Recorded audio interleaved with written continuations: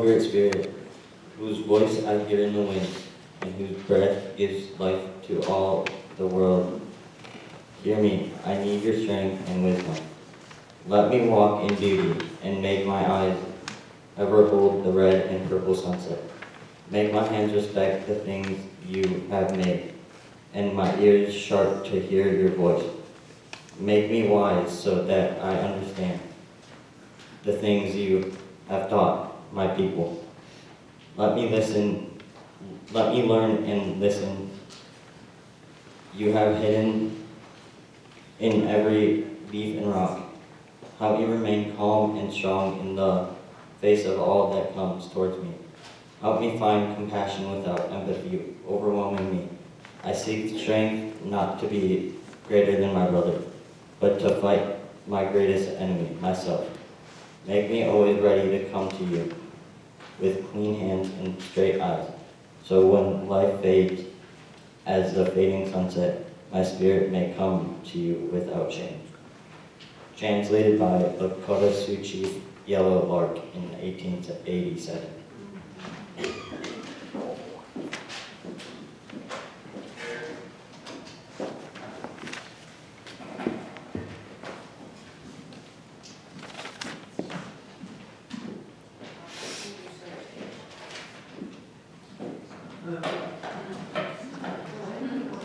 Hi, I'm Ireland Bird. I'm 12.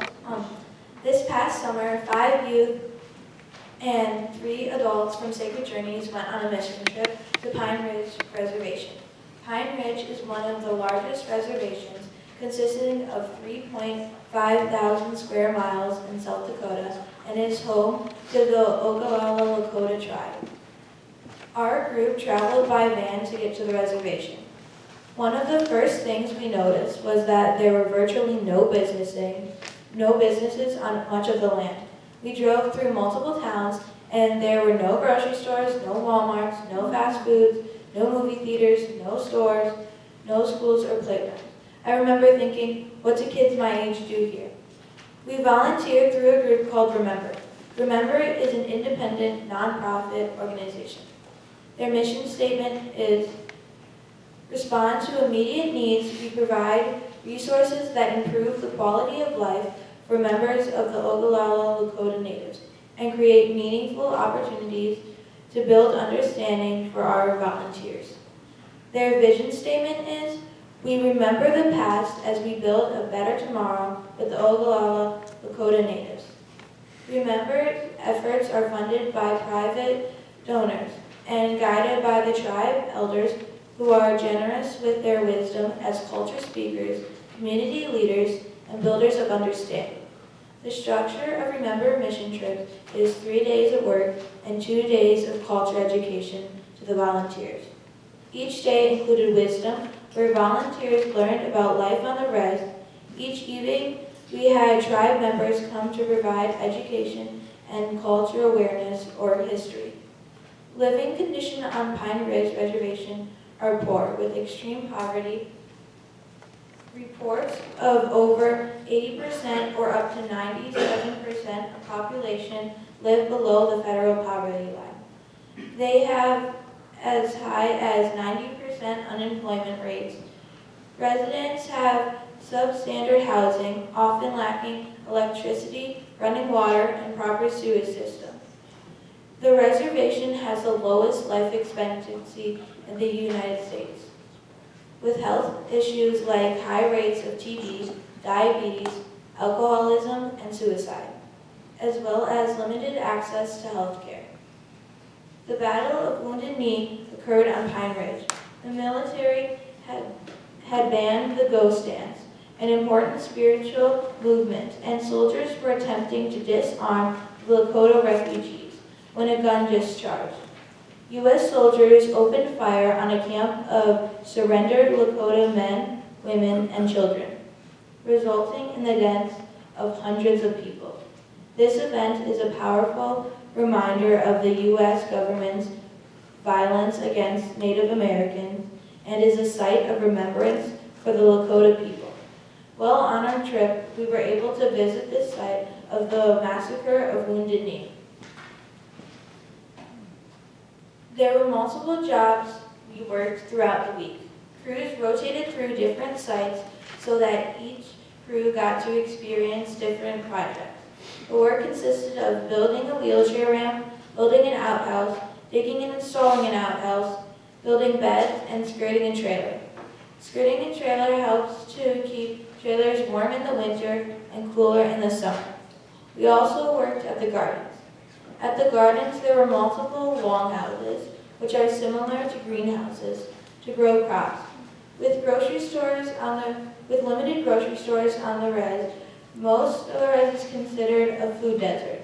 The crops grown are given away to community members with recipes and education on how to prepare fresh produce. Remember recently acquired a mobile food truck to get the fresh produce out to the community. On the day my crew worked at the garden, for much of the day we were working on filling potholes. We had to move dirt in wheelbarrows from one area of a long path. At another work site, I was on a crew that was skirting a trailer. We had to frame out the underside of the trailer and then custom measure each section of the material. The ground wasn't level and the trailer was often not level either. So we took a lot of measurements for each specific piece. I got good at taking specific measurements and using a skill saw. I was happy to know that the work we did would help keep the family warm in the winter. Now I'm going to invite each person to share a meaningful part of their trip.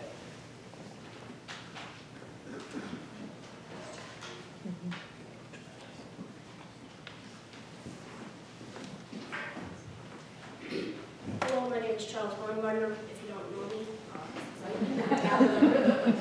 So personally, I thought that it was a new and good experience for everyone that was there. The bed building part was one of the most thoughtful things that personally I have ever done. Building beds for the people there who don't have beds was honestly amazing. But don't get me started on the outhouse digging. Even though it was rough and required extreme work and dedication, it was still a very fun and well thought out learning experience. But I just cannot fathom the money and inspiration you guys and gals helped put into this. If you didn't give as much effort as you did, we may not have been able to go on this trip, so thank you.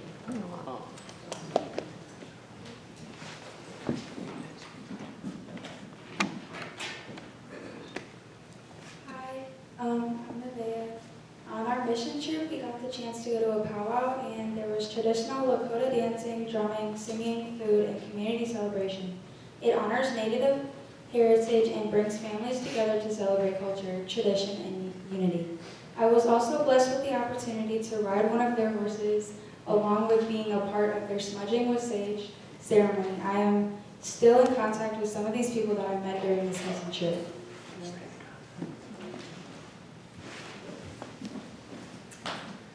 I'm Jenny Byrne. At the powwow, I got a text from Nevaeh, and she said, "Come take my picture." I'm like, "Why?" She goes, "I'm on a horse." We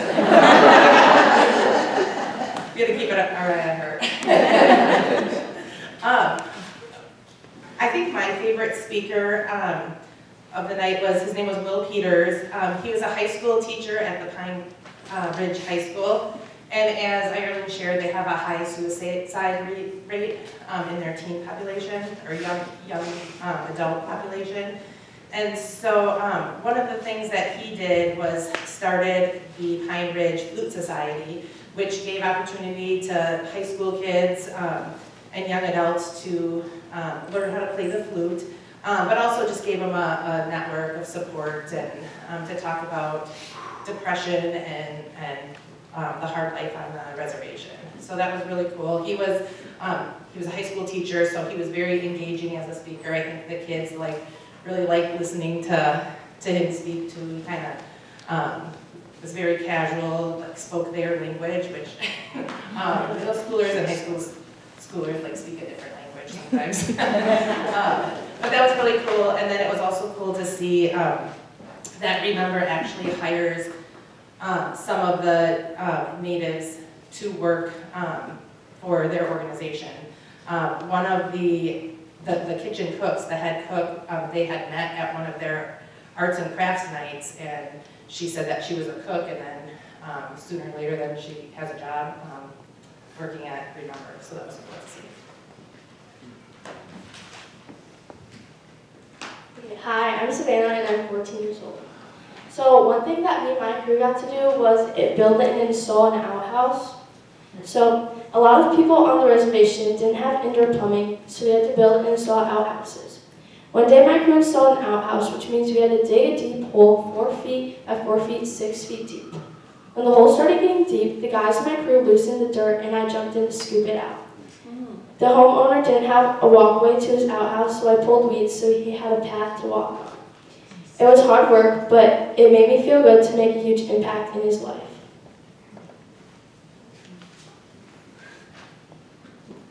Thank you.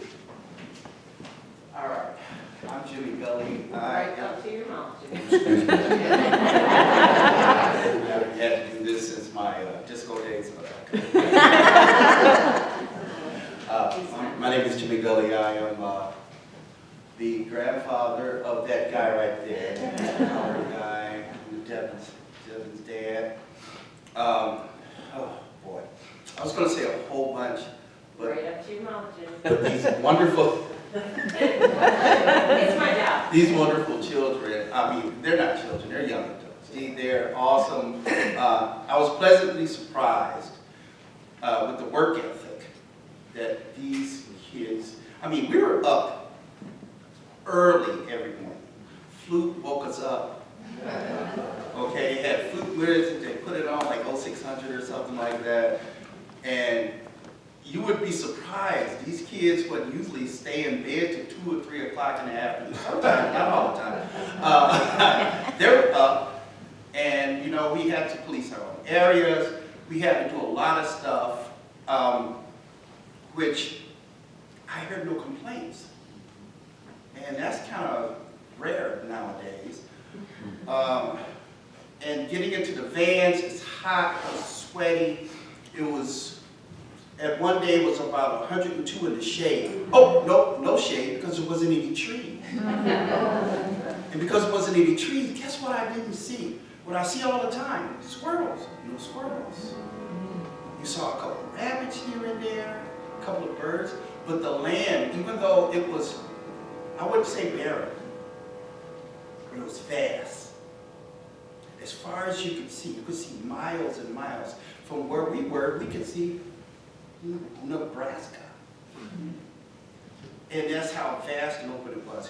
It was beautiful, but my heavy experience, even though I met a lot of wonderful people, and I noticed through all the despair what has been put upon these people, it's still, you had joy. And so, okay, and that's another thing what we didn't have. No phone, because we didn't have any phone service up there, because you didn't have any towers. So you hardly had phone service. You only had it at certain times of the night. Late in the evening, you got the phone service. Other than that, so it was kind of nice because you didn't see people doing this all the time. Because you couldn't do this. That's the only thing you probably could do. Nobody's talking, and it was kind of wonderful, that silence, you know. And people were actually doing walks. They were going out walking, climbing up mountainsides, doing all this stuff that we used to do before technology. It was a beautiful sight. And, oh gosh. But I was hoping that our children learned a lot, and they did. And it was just one place where I went to. And, well, when I first got there, I felt that I was home for some reason.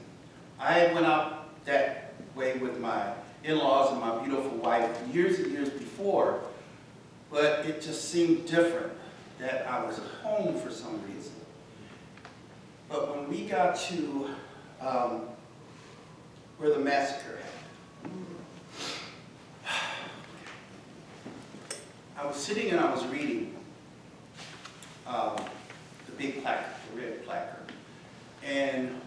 sudden, this overwhelming sense of loss went through my spirit and my soul. And I just started crying. And I couldn't stop. And I was trying not to let the kids see. And so I kind of walked away. And I looked over the site of Wounded Knee, and I could see where the soldiers came in, and where the people ran to try to hide from them in the ravine adjacent. And I have not felt that much sorrow and loss since the loss of my mother.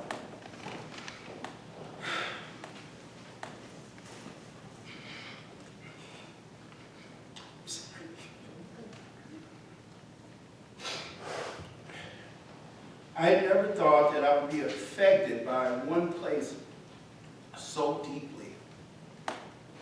And it just goes to show you, because now in this time that people are calling it a battle and all this other stuff, and changing the narrative, we all know what it was. But through all of that pain and sorrow, joy still is abound.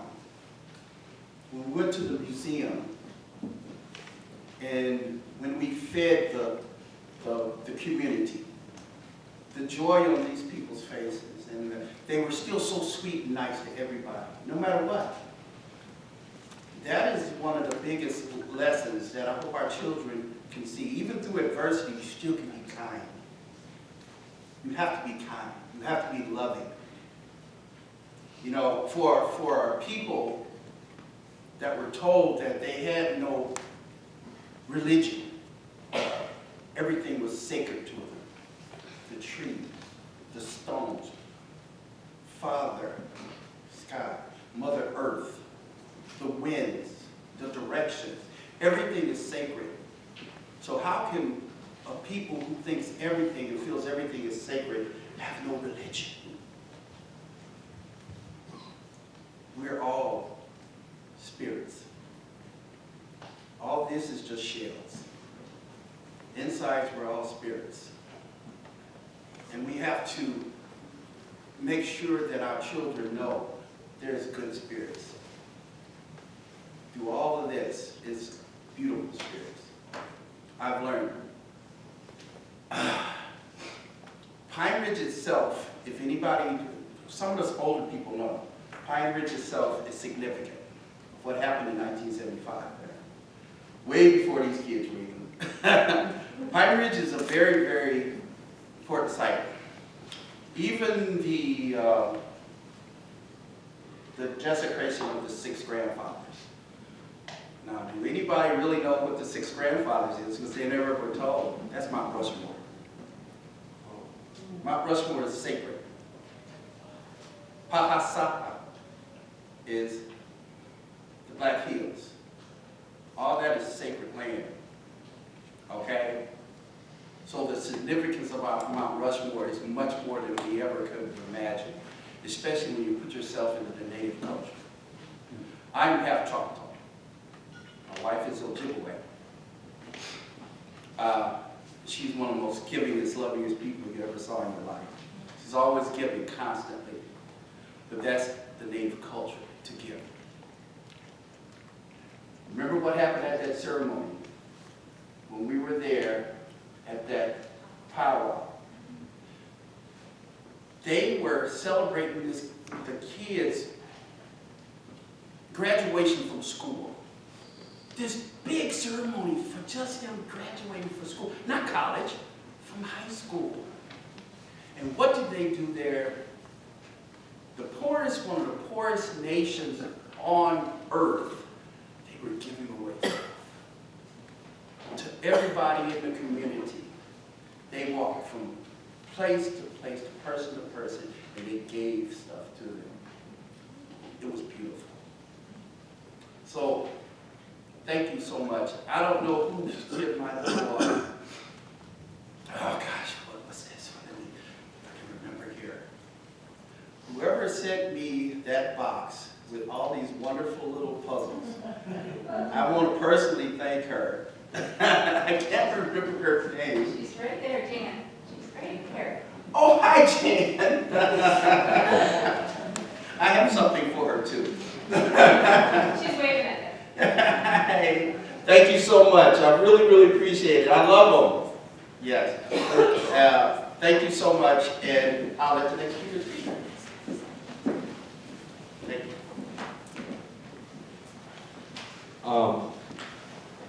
While we were there, there was a community dinner where we served food, and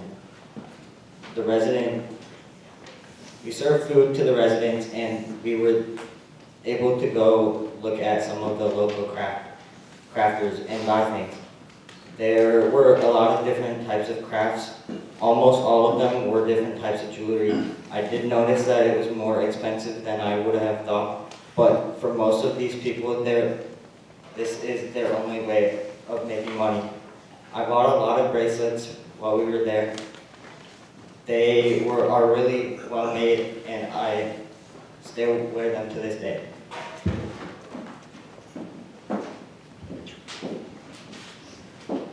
Hello, I'm Clarice Zeller, and before I forget, you've heard a lot of experiences here, and we're going to fire up the slideshow after this service, so you should be able to see a lot of these elements in the pictures, lots of pictures.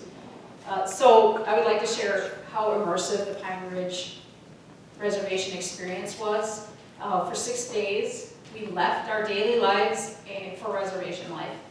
It was an overwhelming experience, and the more I learned about how the Blawa Lakota lived, the more I realized I knew almost nothing about their culture and experiences in my own country. For instance, I learned that every treaty signed between the U.S. government and Native Americans, there were 368 of those ratified, and dozens more negotiated between 1778 and 1871. Every one of those 368 treaties were violated by white leaders. I saw a list of these treaties that ran up the wall and across the ceiling of the bunkhouse where we were staying. I also saw a map of how we continuously pushed indigenous people who occupied most of the United States. We pushed them into smaller and less desirable tracts of land, and we forced hunter-gatherers to become starving farmers. I wondered, why is this not taught in schools, and struggled with my instinct to pity or judge people that I do not understand. Remember, staff were gentle but firm in keeping us focused on what we were there to do, to help humans living in desperate conditions with basic needs, sanitation, food, and safe access to their own homes. I grumbled when the storm knocked out the power of the bunkhouse, taking away my access to showers, hot coffee, and eventually even the toilets stopped working. And then accepted that this is a learning opportunity. I sweated while assembling outhouses or weeding gardens in the July heat, but said a prayer of thanks when I could put my head under running water or chug a refrigerated can of soda. Those were luxuries that not everybody had on the reservation. On the last evening, we were asked to reflect on the greatest gift received from Pine Ridge Reservation, and I chose perspective. As we enter the time of year where giant corporations insist that we will all be happier if we give perfect gifts, decorate our homes to the envy of our neighbors, or buy ourselves luxury cars and diamonds because we are worth it, I will remember that some Americans are burning their clothing and their furniture to stay warm. Yes, the beds that we build, some of them will be burned this winter because they will run out of wood. And then we'll build a little more next year, I hope. I'm also very grateful that I got this experience, and I thank everyone for their generous giving of sacred dreams that made the trip possible. And I know it's been a couple months since we went, but as you can tell, the emotions are still pretty high about this experience, so I appreciated the couple months to work on that perspective. So, thank you.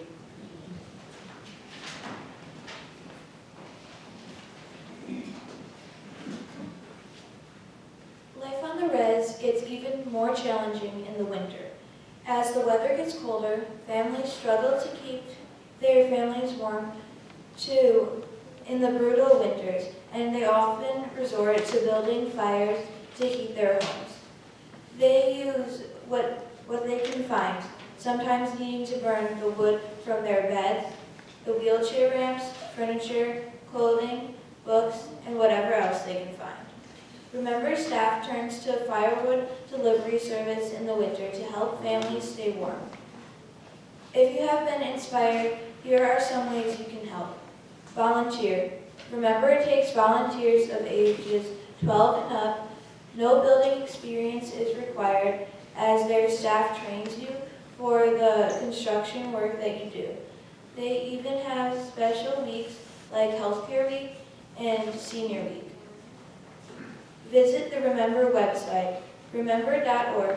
They accept donations of money and materials. They even have an Amazon wish list to make it easier to send them supplies. Research the history of Pine Ridge and the Native American history. Native American and the U.S. government have a long history that's a result of 100 broken treaties. Share what you learned with others. I shared my experience with my Girl Scout troop, and we are considering going to Pine Ridge next summer. I want to thank everybody who contributes to the fundraisers, which allows us to go on this mission trip. I learned a lot about the history and the culture of Pine Ridge. I hope to go on another mission trip with Sacred Journeys in the future.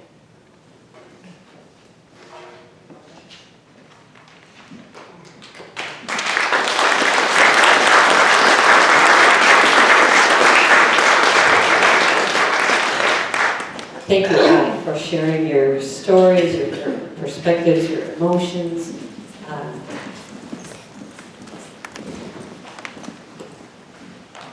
And thank all of you. You are all part of this.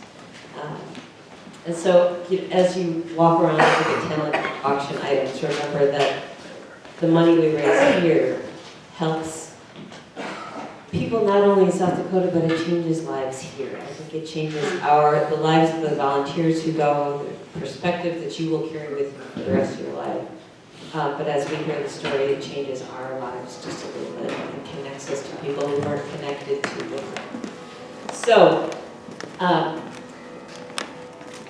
there's a little change in the bulletin now. We thought we were going to do flute music here, but instead, hopefully you all remember how to sing Thank You, God, because we're going to put that in here instead. And take a moment to think about all the things we take for granted that we could be thankful for those hot showers, and for bathrooms with running water, for trees and squirrels, even if they drive us nuts. So many, many things that we don't think about that I think these presentations help us to think about. So as our ushers come forward, let's